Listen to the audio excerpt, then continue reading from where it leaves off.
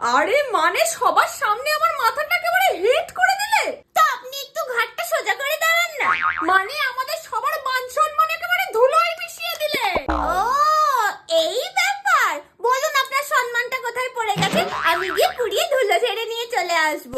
ধুর ধুর, তোমাকে নিয়ে আর কোনোদিন কোনো বিয়ে বাড়িতে যাবো না। কেন মা? তুমি বিয়ে বাড়িতে গিয়ে কারোর সাথে একটা কথা বললে না?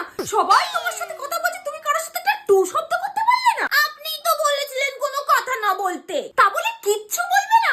মল্লিকা তো ভাবছে তুমি বুঝি বোবা আর কালা, ভালো কথাগুলোর তো উত্তর দেবে। আমি কি করে বুঝবো কোনটা ভালো কথা? তাও নয়, ছেড়েই দিলাম, তুমি গিয়ে কিনা বরের ধুতি খুলে দিলে। হায় হায় হায়। আমি তো শুধু প্রণাম করতে গিয়েছিলাম, তখনই বরকে ই করে চাগিয়ে দিল, তাই জন্যই তো ধুতিটা খুলে গেল। বরকে কেউ আবার প্রণাম করে নাকি? আপনি তো বলেছিলেন, যাক